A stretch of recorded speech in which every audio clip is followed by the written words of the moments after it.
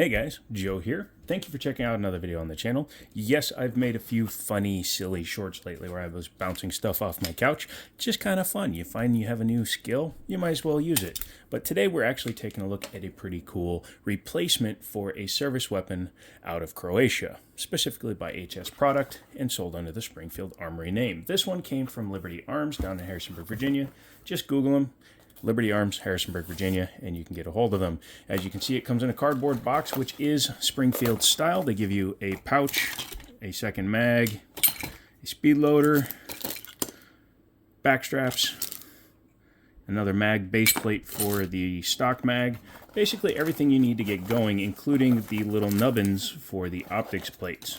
Oh look, they've adopted a Springfield thing. So that is, let's see, Inspector... whatever that is. But from 10 meters, which is 33 feet, that's pretty good. Not bad, guy. But yeah, what we're taking a look at today is the Springfield Echelon, sold under HS Produkt in Croatia. HS Produkt created the XD series. They're also responsible for the Hellion rifle, which is the Bullpup 5.56 that Springfield sells in the United States. As you can see here, we do have a price tag of $640 for the Echelon, which is a 4.5-inch gun. This is comparable in size to a Glock 17, and just as a side comparison for size, because I happen to have extra guns laying around, this is my 1911. It's roughly the same size. The barrel is just slightly, actually very close to the same length. So even though it's listed as a 4.5-inch barrel, the overall length of the slide is very similar. So as you can see, when you chamber to chamber, yeah, half an inch difference. So there you go. 4.5-inch barrel, chambered in 9mm. It is a very ambidextrous pistol. You can use the mag release and the slide lock slide release from both sides, which makes it ambidextrous. Takedown lever being one-sided comes into play in a little bit. The stock mag that you get out of the box, it's usually inserted in the gun, is a flush fit. However, you do have this guy, which is a +2 base pad, so you get 19 + 1. Either one is a good magazine. They're steel magazines. When they first came out, there were some issues with the springs, but I believe Springfield has already corrected that.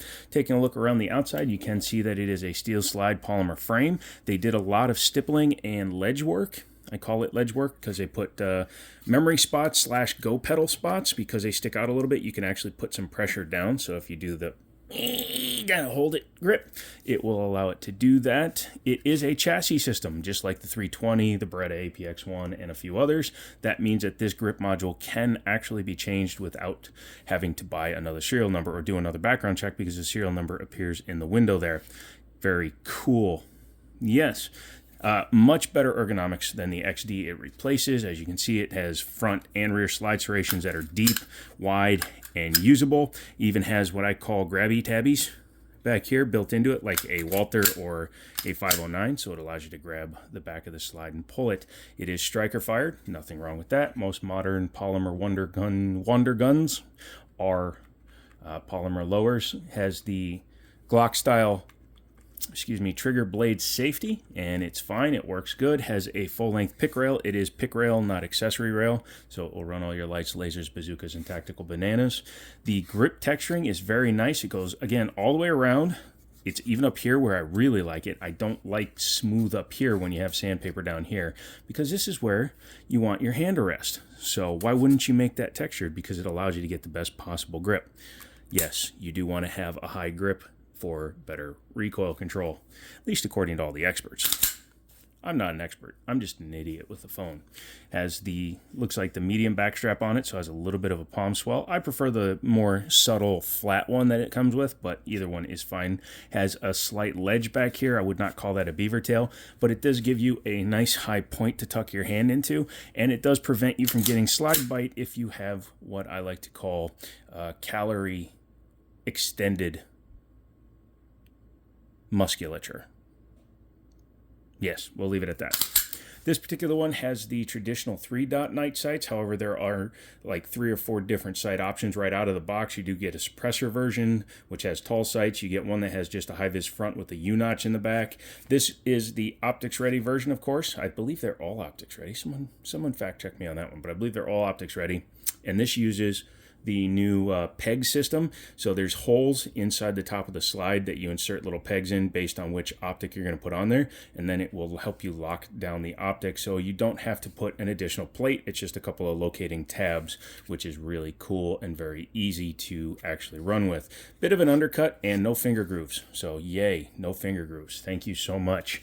The feel with the magazine in it, very nice. It's a little bit top heavy, which most polymer guns are. I was doing the whole bounce it off the back of the couch thing, and you can see that the top wants to rotate before the gun. So I know it's a silly thing, but I have the couch and might as well use it for scientific purposes. When we bounce in 1911, you can see it just comes right back up. So that's what I'm going to call the bounce test from now on. This will now become a scientifically approved couch for testing of firearm bounciness. The overall sight picture is really good because the sight comes all the way to the rear. Another good thing is the optics plate is separate from the rear sight, so when you take the plate off, you still keep your rear sight. If you're going to a threaded barrel option, you can then add the taller sights and a red dot, or you can put taller sights and co-witness. Whatever you want to do, it gives you the option, which I do like. The pointability of the firearm, as soon as I pull it up, it makes me want to put it right in the sight picture, which is good. The grip angle of it is good. It's Beretta-esque, or it's not Glocky. That's the number one way I can describe it. But a little bit Beretta M92 or M9 in my opinion. And then with this front being so flat, the front feels 1911. The back feels a little bit not 1911, sorry. My, Gerson, the high power. It's more like a high power. There you go. But yeah, controls are easy to use. As you can see, it locks open on last round, and you can just drop it. Yeah, I saw Masab Ayub do his recent video about dropping on an empty chamber, and quite frankly, I do disagree with him to a certain point, but he is more in the line of somebody who basically is sponsored by Wilson Combat, so he wants to ensure that nobody uses a gun outside of its intended purpose. However, again, I've only been doing this for 7.5 years. I've never had an extractor break, bend, or get damaged from dropping the slide on an empty chamber. I've never had an ejector bend, break, or dislodge from dropping on an empty chamber. I've never had a firing pin bend, break, or dislodge from dropping on an empty chamber. Yes, best practice, teach yourself to do it the right way from this point moving forward in your life. If you're going to drop a slide, or if you want to practice, get a snap cap, put it in there. There you go. Now you got a round in the chamber, so you can dry fire, you can practice your racking, just, load up the gun, put like 10 snap caps in the magazine, because you don't have to just run one, you can run 15 of them. You can fill the whole damn magazine and just have a party. Just sit there, drop to your heart's content, and there you go. I do help slides forward most of the time, but for the most part, once or twice ain't gonna hurt a gun. Mags drop free, which is nice. The trigger itself, as you can see, like I said, it's got the blade safety on there. Let's go ahead and ghost it.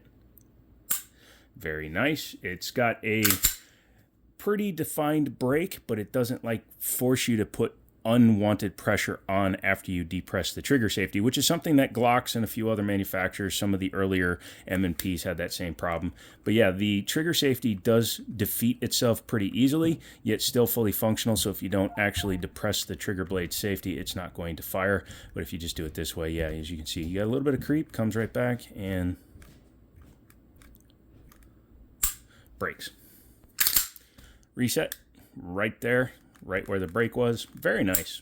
It's definitely above a Glock. It's definitely above a stock 320, not the X series, but the standard 320. It's better than an M&P 2.0 by far. I do like that extended mag, kind of gives it a FN 509 kind of feel. And yeah, not bad. What do you say we take her apart? First thing to do, check, make sure it's empty. Then you're going to bring it back, lock it into the open position, just like a SIG you would do with them. Then you're going to take your takedown lever, rotate it through 90 degrees. It's a brand new gun, so it's going to be stiff. And then simply pull it off. You don't need to pull the trigger. Same with the SIG 320. Sorry, I was just pulling it on instinct. Has a captive guide rod. Not bad. That's fine. We can deal with that. And your short tilting action locking style barrel with breech lockup. Looks just like a Glock mag when it's, or Glock barrel when it's naked, doesn't it?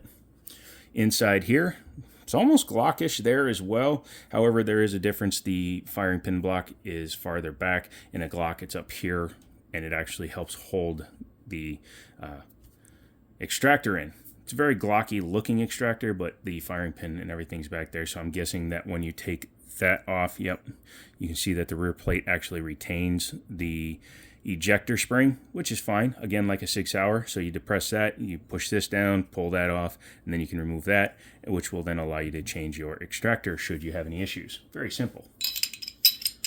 The fit and finish on it is excellent, especially considering that it is a imported item. Looking at the front, you can see they even stippled the front of the guide rod. Cool. Set that down for a second. Let's look at the frame. Like I said, this is a chassis system, just like a SIG 320. You can see there are no roll pins evident other than that one right there, which I believe is for the safety or the mag release. But yeah, once you pull this out, you can then release the entire chassis system, take it out and put it in, let's say, a carry size, shorter pick rail, shorter there, so you can have a concealed carry gun that's a little bit easier to conceal and or carry. Not bad. To reassemble it, you can either start it way up here, but I don't recommend that. You don't have to. So I just start it at about right there on the gun. So put the slide on the frame right there. Run, make sure that it's not snagging on anything.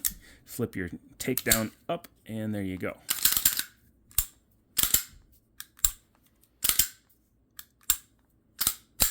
By the way, manually racking also puts the same pressure on components. But hey, you know, who am I? Go ahead and put manual down in the comments to show that you made it this far. Let me know if you own one of these. I definitely need to add one of these to the collection. However, if you joined me on Friday's live stream, you would have seen me order the new PSA Rock, the Blem edition, which gives me the full optics cut threaded version for $360. Unfortunately, doing the research, I won't be able to put my suppressor on a 5.7. Although I got to double check the pressure of 62 grain subsonic, because if that's slow enough, I might be suppressing a 5.7 Rock. Anyway, that's it. Come back for the next video. Let me know what you think down below. I like to hear what you guys have to say. Check out the most recent short, and join me for live streams. Love you guys. Thank you so much for checking out. And as always, I will talk to you later.